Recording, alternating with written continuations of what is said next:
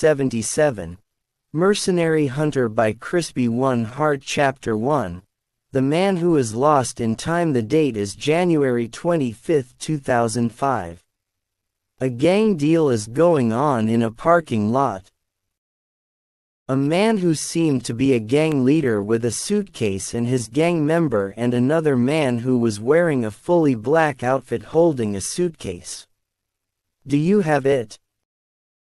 asked the gang leader as the fully black outfit man said, "Yes, it's right here," as he opened the suitcase to show a ruby inside.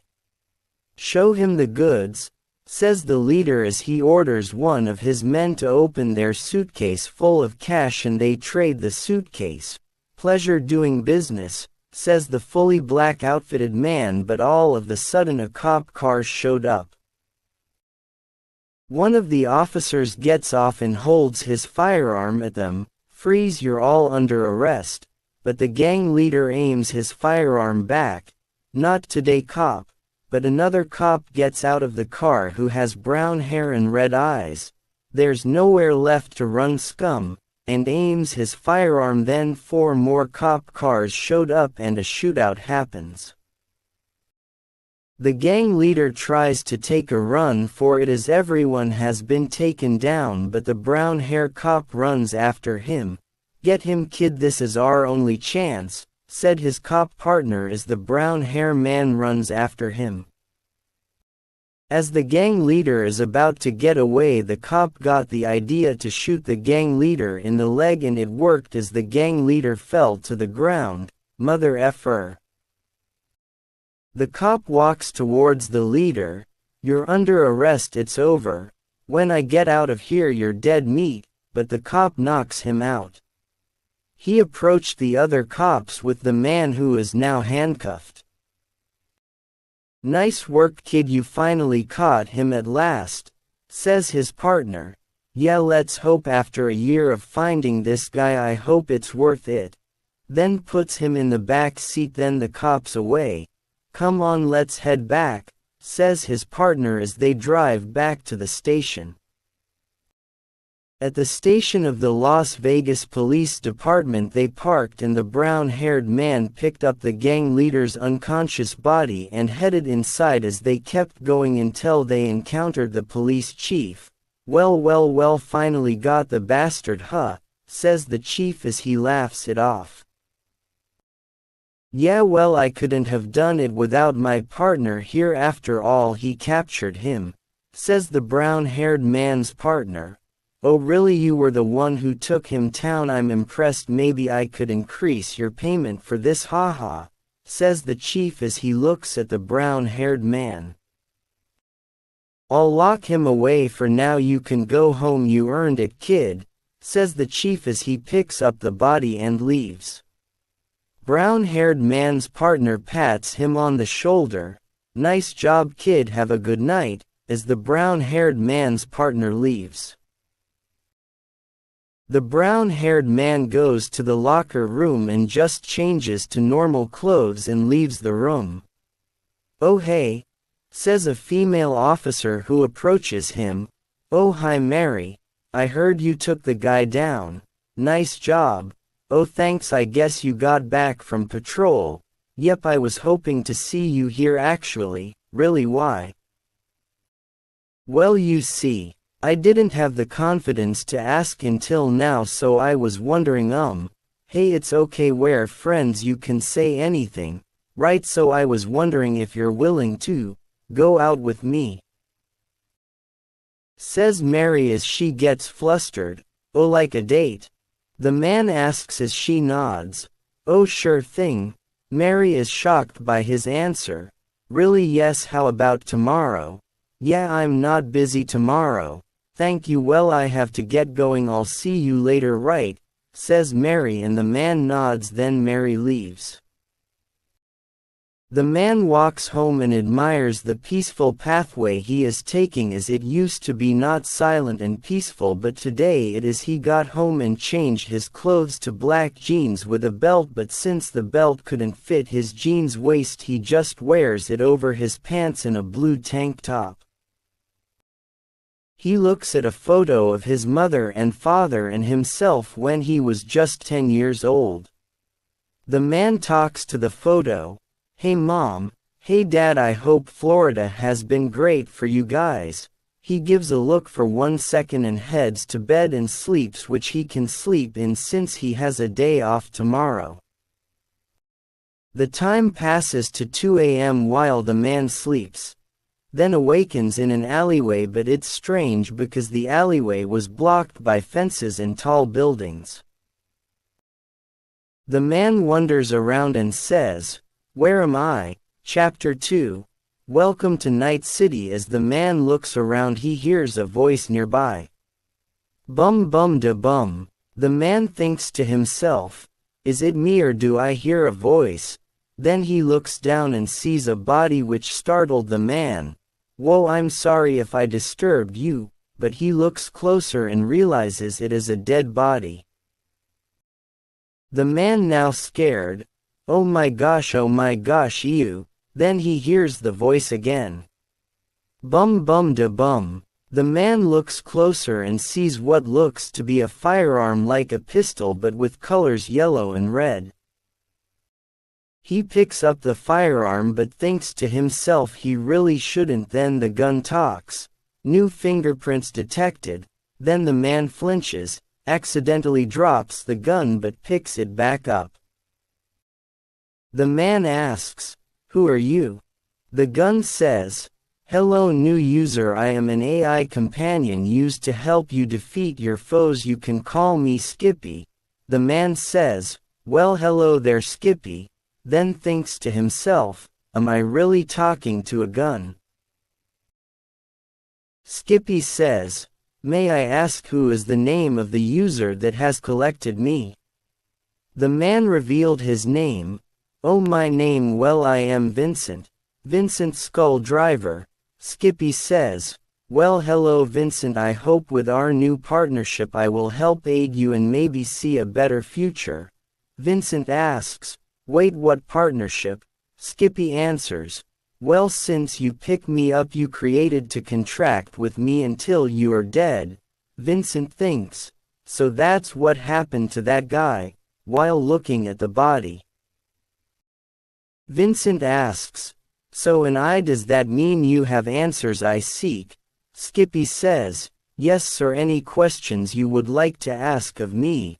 Vincent asks some questions. "Alright, to start, where am I and how I get here?" Skippy says, "How you appeared, I have no answer to that. As to where you are, in Night City on the date of January 26, 2076. Vincent is shocked. 2076? No, that can't be right. I'm supposed to be in 2005. Then he starts freaking out and hyperventilating. Skippy says, "Please try to relax master, I can see your heart is beating rapidly. Please stay calm and take deep breaths." Vincent took Skippy's advice and is now feeling better and says, "So I'm in the future, 71 years ahead. This is a lot to take in."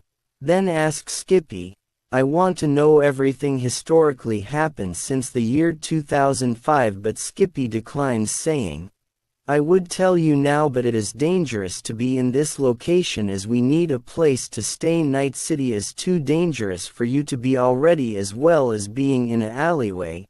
Vincent agrees and gets up, but he look at his feet saying, "Crap, I can't walk barefoot." Then he looks at the dead body, then says, "Sorry man, I have to do this." Minutes later, as Vincent has put on black hiking boots with self-cleaning soles and an unbuttoned dark blue shabby hooded cutoff with long-sleeve hoodie underneath, then starts walking around the streets and puts Skippy in his jacket pocket from the dead body earlier. He looks at the citizens of Night City and the homeless who looked horrible and some people getting beat up by gangs. He kept going as he landed in a place called El Coyote Cojo. He talks to the bartender, but the bartender looks at him funny and says, "You look pretty young to be here." But Vincent says, how I'm 23 I am been able to drink for 2 years but I never did. So the bartender asked, then why are you here? Vincent asks if there's any water here. The bartender nods and asks for $5. Vincent surprisingly still has his wallet and tries to pay him in cash, but the bartender says, "What am I supposed to do with that?" But Vincent confused asked, "It's money and I am paying." But the bartender says, "Yes, since 2010 that's useless," leaving Vincent shocked and looks down and asks Skippy in whisper, "When did cash change?" Skippy says, "I'm afraid to tell you that cash was turned into digital currency years ago," leaving Vincent upset. "Crap, how am I supposed to pay things? I can't even pay a place to stay," and ask if there's anything he can do, but luckily the bartender feels generous. "You know what, how about a favor? I got a delivery to a Ripper dock but I am busy today, so maybe if you could help me I'll owe you a favor." Vincent now smiles and slams his hand on the table. "You got a deal." The bartender tries to calm him down. "Whoa, slow down kid, it will take a ride, but luckily the delivery is small."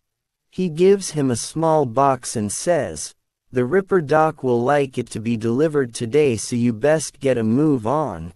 Vincent says, "I'll go right now." He picks up the box and leaves the place, then asks Skippy, "What's a Ripper dock?" Skippy says, "How do I explain this?" Chapter 3. Cyberware. While Vincent is going to his destination, he sees some of the weird commercials on the billboards and TVs. Who makes these commercials? This just makes me uncomfortable just by looking at it. With the city being independent from the government, citizens can do what they want, but it's mostly to target anybody who is willing to pay, says Skippy. They finally reach their destination and see a Ripper dock symbol on the building. "So this is it? Well, no time like the present," says Vincent as he enters the building. The first thing he saw was a young lady. She had purple long hair, wearing overalls, with tattoos. It appears she had a lot of tools on her person. Vincent thinks they must be useful for her job. The lady looks in his direction and says, "Welcome, how can I help you, sir?" Vincent says, "I got a package for you that you ordered at El Coyote Coho." She gets up happy to hear it. "Oh yes, bring the box over here." She points at a nearby table and Vincent places the box. The lady opens the box and reveals what was inside: some sort of arm cannon, leaving Vincent shocked. "I've been carrying that. What the heck is that?" The lady, confused by what he said, "It's a projectile launcher." "What's the matter? Never seen one before. It's a common cyberware." Vincent thinks to himself, as he does have a little understanding of what cyberware are because of Skippy words. Over the years, humanity has developed robotic limbs and upgrades to their bodies, almost making them close to a cyborg, but after seeing one it kinda makes him feel not safe. The lady could tell what he feels by the face he's making. Vincent finally speaks again. "Well, I have heard about them. You see, I'm not from here, I'm new in town." The lady says, "Wait, only heard? Does that mean you don't have any in your body? You're fully human, aren't you?" Vincent nods. She give him a smirk. "How interesting." But a knock on the door and a man enters the building. "Doctor, my mantis blades keep malfunctioning. Can you help me out? I'll pay, of course." The lady nods and tells the patient to take a seat, then looks at Vincent. "You can help me if you want. I think it could help you understand cyberware." Vincent agrees. "What do you want me to do?" Then the lady smiles. 1 hour later, as Vincent washes his hands as it's covered in blood but finally gets it off and leaves the bathroom. How are you? I hope it wasn't scary for you to look at. But Vincent says, I'm good, just shaky. The lady chuckles, well, I was like that when I first started, but after a few years it became simple. Vincent asks, where did our patient go? He's fine now, he paid us and left, the lady says. Vincent is confused. What do you mean us? It was mostly you, but she says, no, today you were my assistant, and gives him a cut of what he paid them. It was $40,000, but they split it to $20,000 each. Vincent was shocked. Whoa, that's a lot of money. She chuckles, well, I get paid well. Ripper docs are the only ones who can prevent cyberpunks from destroying themselves. The lady asks him what he will do now, but Vincent says, I don't know, I mean it's a lot of money for a while, but I'll run out. I'm wondering if you got any jobs for me I can do. The lady thinks and says, sorry, I know you help me and all, but I usually work alone. Vincent says, oh, I see, but she continues talking, but I do know a fixer who can help you if you're willing to do mercenary work. Mercenary work, is that even allowed here? But she says, yes, it's very common for people of Night City to be mercenary, but they have to be brave enough to do it. Vincent is convinced. Well, I guess I got no other option, I mean I got my firearm to protect me. Great, then I'll get my laptop. The lady grabs her laptop. I used to live with a mercenary and we used to share the same laptop until he left, but even though he left I still get requests from fixers. Vincent asked, fixers?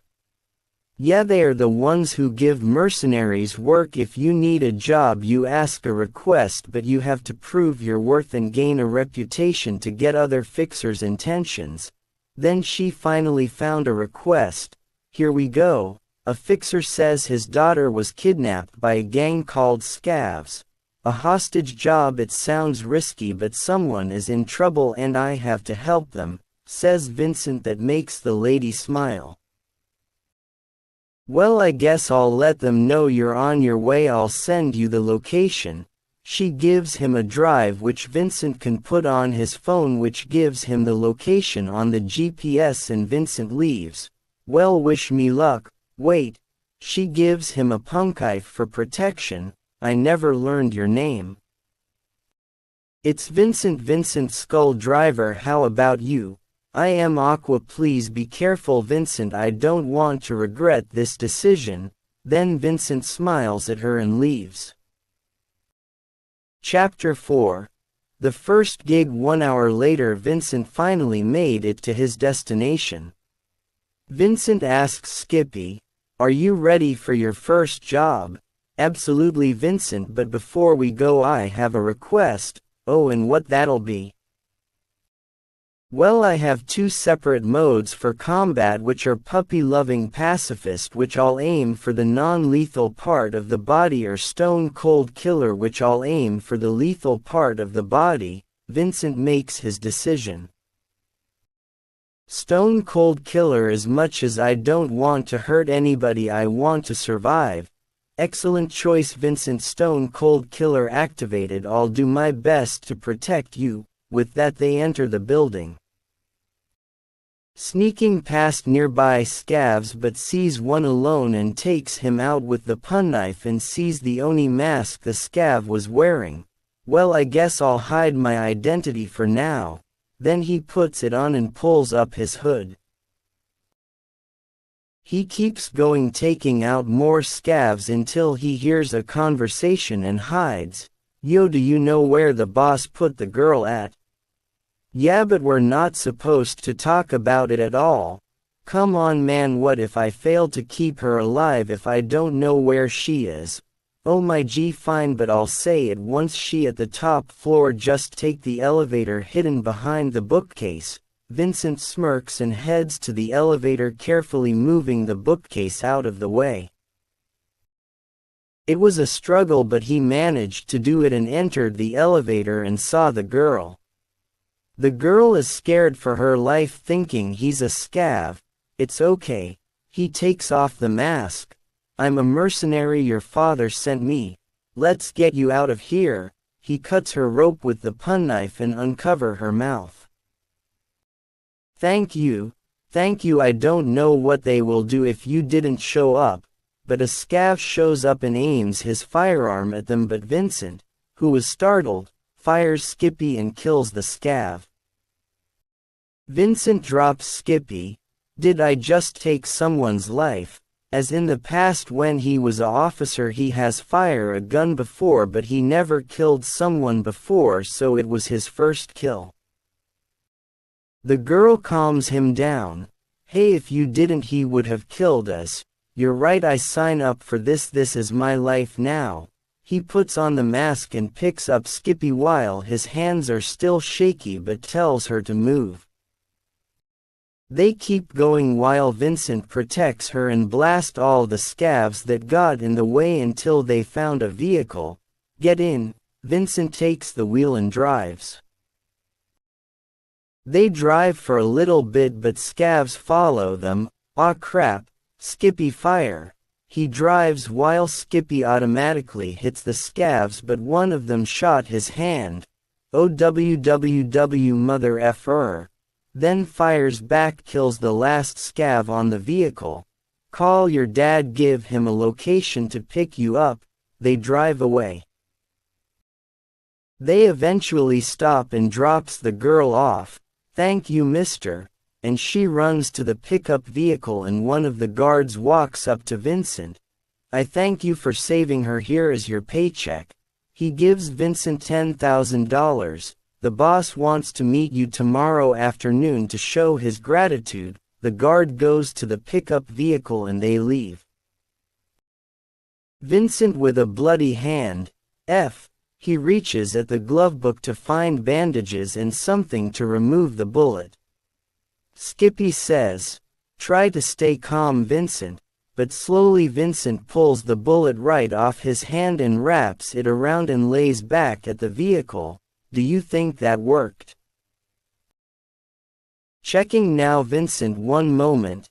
It appears you're going to be fine. Oh thank gee, well I could drive back now but I'm exhausted.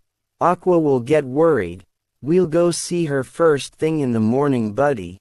Then Vincent goes to sleep. Chapter 5. Edgerunners. The next morning Aqua is chilling on her couch, sitting and tapping her foot on the ground repeatedly, but then a knock at her door, but she says, it's Sunday, that means we're closed. But the knock keeps going. She says, go away, but the knock still goes and she finally gets up. Alright, fine, I'm coming.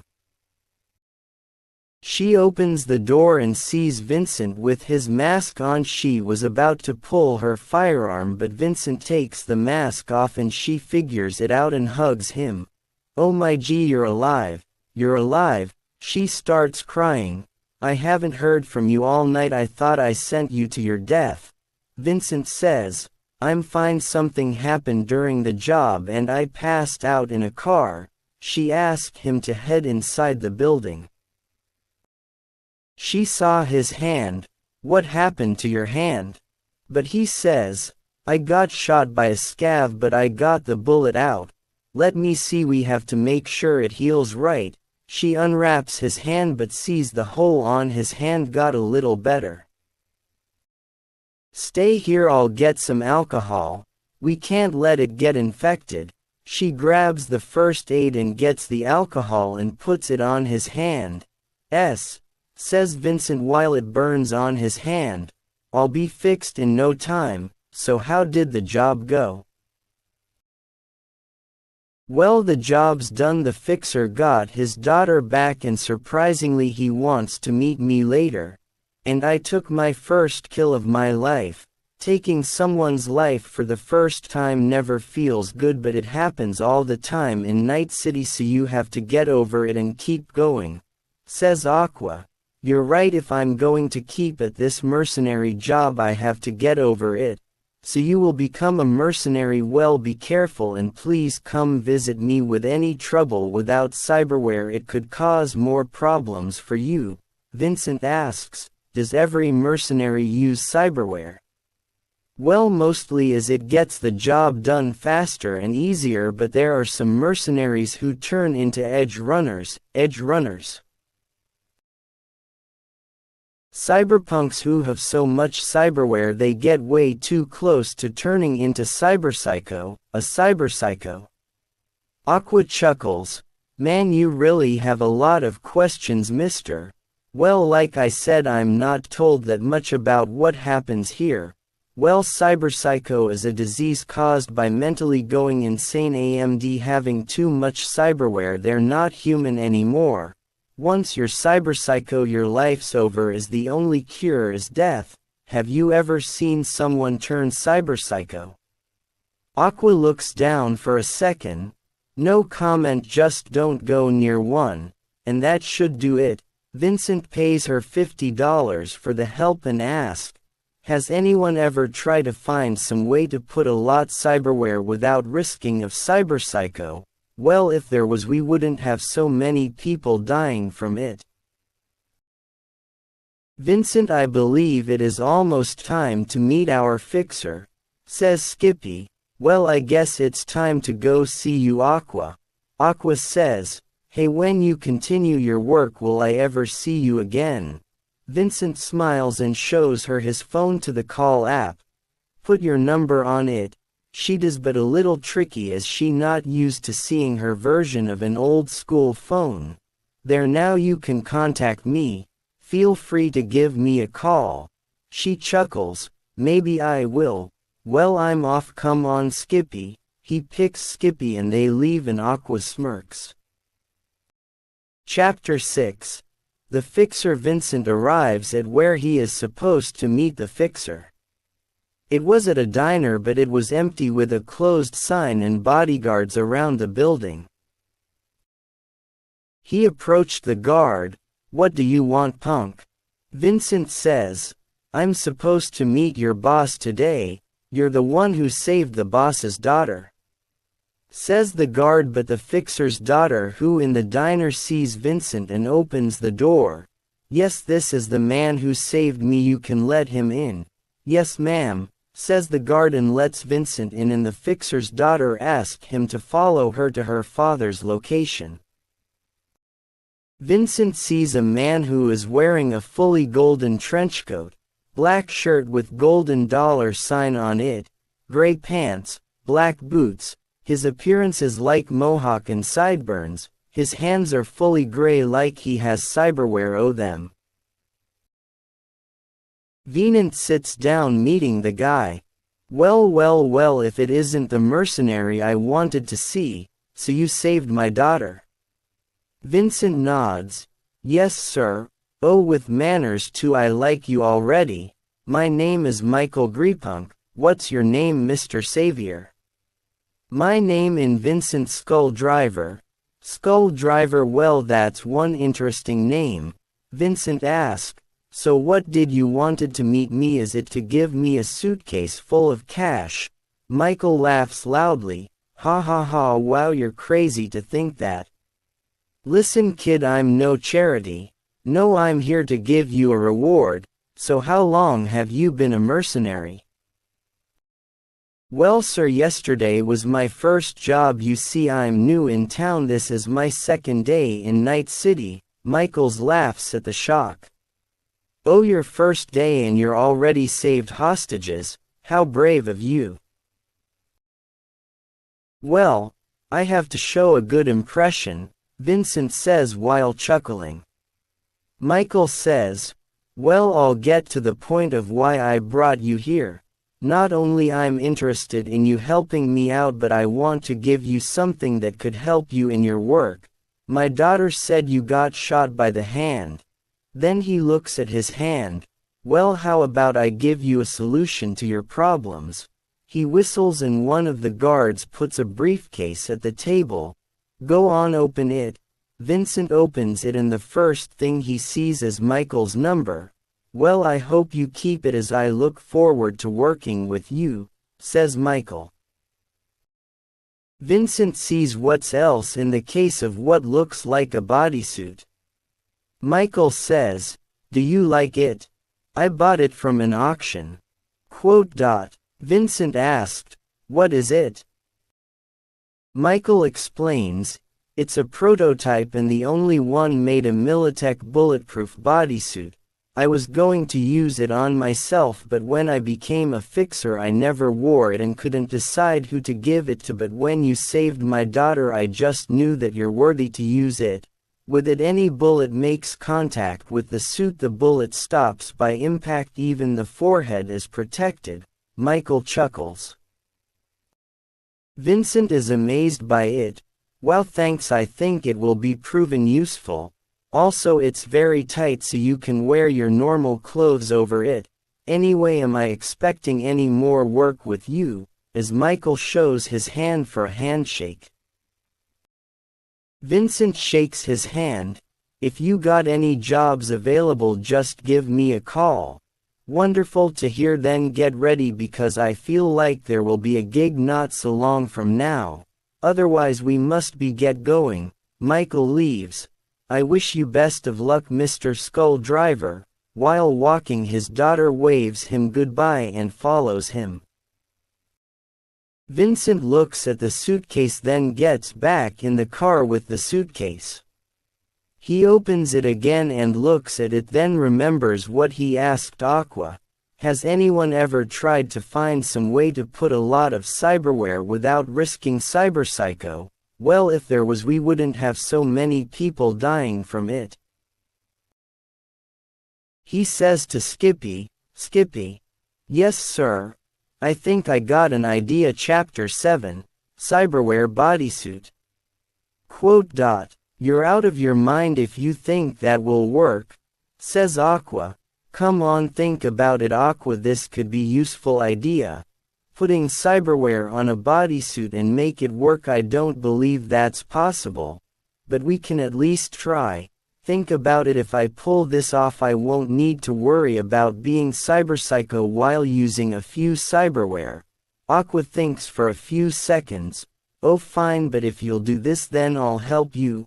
"I will too, Vincent," says Skippy. Aqua takes Vincent to her laptop and she shows him a list of cyberware and gives him a piece of paper. "Write down all the cyberware you're going to need. Just choose wisely and not pick all of them. It's too expensive and dangerous." Aqua leaves to go back to work. Vincent looks at the laptop for a little while. 1 hour later, Aqua is sitting on her couch and Vincent appears and gives her the list. "Here, I believe this is all I need." She looks at the list. "Are you crazy? This is expensive. All of this cost $283,000. "Well, don't worry about it all. I promise to pay it all. All you have to do is help me finish the project," Aqua thinks while looking at the list. The list of cyberware on the paper says that he wants to use a reinforced tendons, optical camo on the left shoulder. Heal-on kill, which how it will work is a green tube will be attached on his upper left arm, and while the suit is activated a needle goes in his arm the entire time, and when it detects Vincent defeating an enemy the needle will inject the serum that's inside the tube into his body, healing him, but the tube will instantly refill. For right palm is Smart Lincoln Ballistic Coprocessor, Kuroshi, the Oracle, Optics, blood pump with biomonitor installed into it from the back of his upper right arm, which will work the same for heal-on kill but on his upper right arm, and 3 needles at the same time and a button on top so he can manually heal, but it's one at a time and it takes a few seconds for the tubes to refill, but with the biomonitor when he's on low health it will automatically activate one of the blood pump tubes. For both hands monowire, Mantis blade for left arm, projectile launch for right arm. Gorilla arms on fingers, Sandevistan on the back, axolotl installed in the side of his upper left of his leg, and lastly self-ice on the back of his upper right leg, making the suit unable to be hacked by quick hacks. As a free bonus, he added USB slots on the neck of the mask and personal link plug. Aqua requests, "If this does work, I want to leave a slot for his right shoulder." "Sure, but why? I'm not telling you until you get it working." Aqua giggles after saying that. "Well, since you're on board with the idea, I guess I have to get a place to stay to use as my workshop. Let's get going, Skippy, we got homes to find." But Aqua stops him. "Wait, you don't have to go. You can just stay at my place. I got a spare room for you too." "Are you sure?" "Yeah, I don't use the room at all, so feel free," Vincent says. "Oh, thank you." "Yes, thank you, Aqua," says Skippy. "Well, I'm pretty tired. Is it okay if I take a nap? I'll get back to work when I'm awake." "Go ahead, the room is upstairs." Vincent goes to the spare room and puts Skippy on the table, but he also sees a photo near the bed. It looked like Aqua was hanging out with someone. Vincent thought to himself if they were family or old friends, but it didn't bother him as he's very tired and heads to bed. Chapter 8. The project. 3 weeks passed, and during the time a montage happens. Most of it was Vincent doing mercenary work for Michael, such as killing targets, saving people, and deliveries. He also has spent the money and built the cyberware into his bodysuit that he has been able to use during work while Aqua helps him out, and during the gigs Skippy gets the idea to sell weapons his enemies have been using to earn more cash. He also found a way. After 71 years he still has access to his bank account and connects it to his suit, and he can also use his phone by using the suit.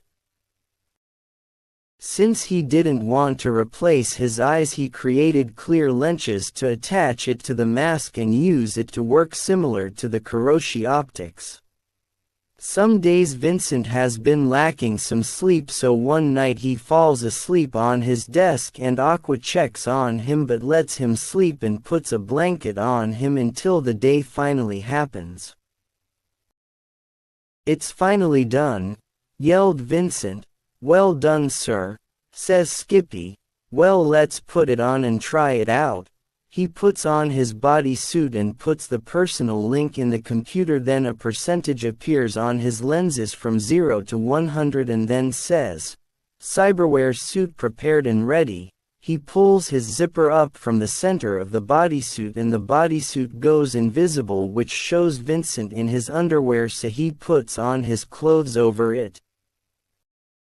"Now then, if I did this right, the cyberware should activate by responding to my nervous system like how my limbs move." He tries to call his mantis blade from his right arm, then the glove becomes visible and the mantis blade activates and leaves Vincent happy as it is successful. Then he puts the mantis blade away and the glove becomes invisible again. He puts Skippy away and goes to show Aqua. Aqua, it worked. Really, show me." So this time he uses the mono wire, which like before the glove becomes visible while using, and then when he puts it away the glove becomes invisible. "Wait, how do you make the bodysuit invisible? Are you using the optical camo?" "Well, now it's a default setting I added to the bodysuit, so when I close the zipper it makes the shut fully activated and the suit invisible, so I don't look too weird with my clothes, so it looks like I'm still fully human with clothes." "Interesting. Hey, I want to test the Sandevistan out. Try catching the apple and give it back to my hand." Aqua throws an apple and Vincent used the Sandevistan and slowed down time to grab the apple and give it back to her hand and resume time. Aqua asks, "How do you feel?" "I feel great, but I never imagined being this fast in my life." "Well, it looks like it doesn't do any damage to you. That's good. Is it okay if I test it out on the field? Hee go ahead, it's your cyberware now, just don't be reckless. Vincent looked at Aqua's desk and saw she was working on something. What are you working on? But Aqua covers his eyes. No, don't look, it's a surprise, now go outside and get back to work. But I want to see. Well, too bad, Chum, now go, as Aqua puts him outside and closes her door. Vincent calls Michael Greepunk from the mask. Hey Michael, got any work for me?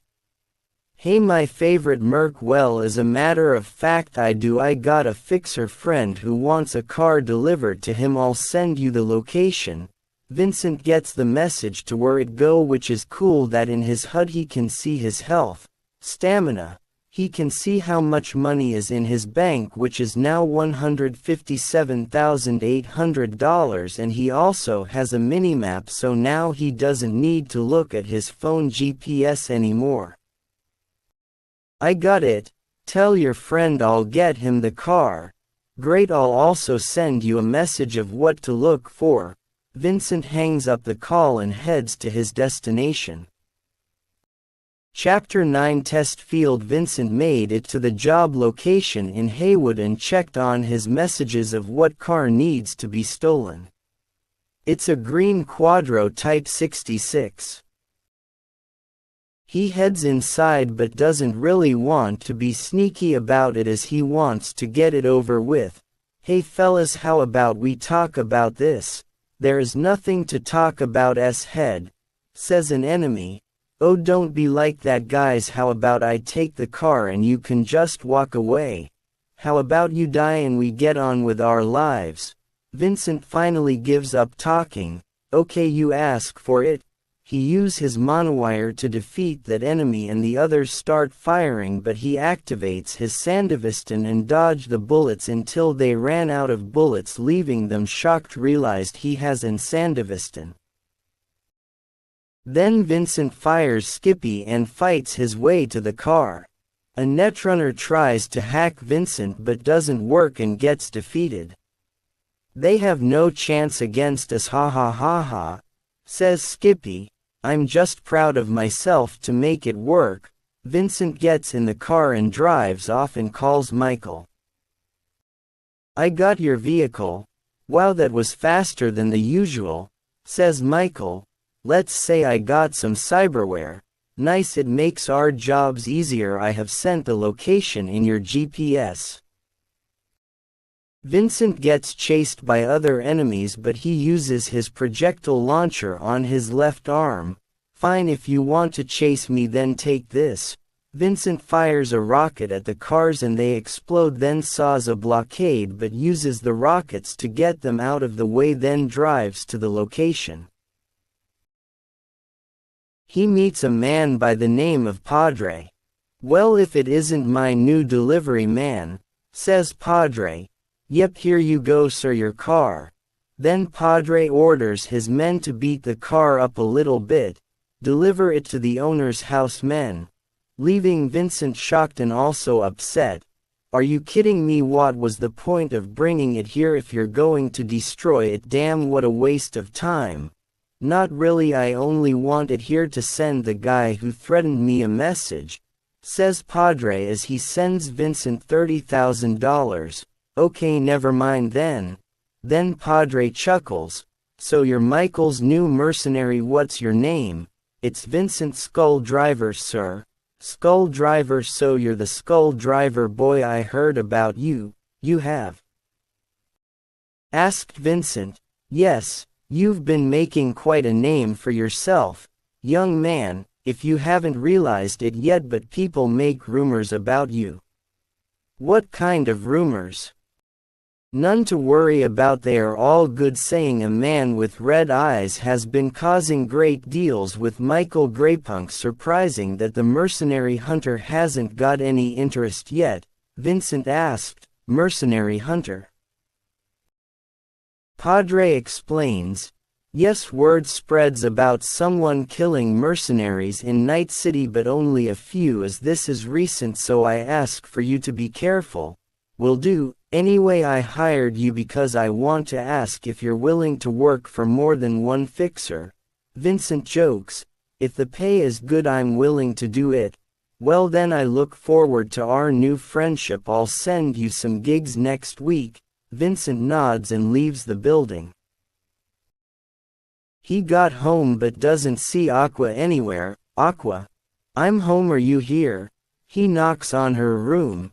You can enter, Vincent. And he does, seeing Aqua laying down on her bed. Chapter 10.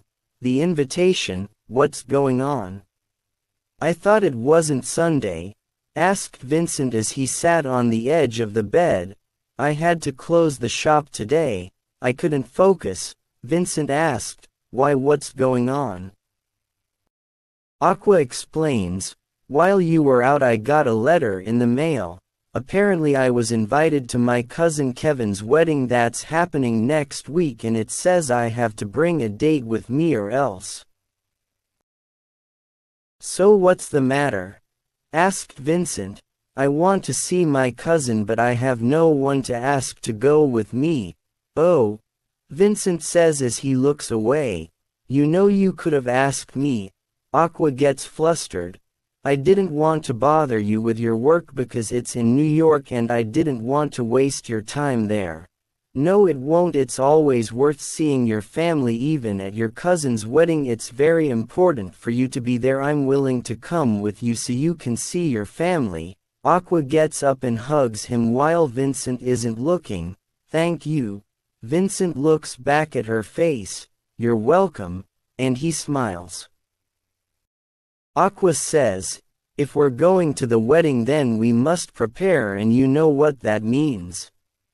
Clothes shopping. OS.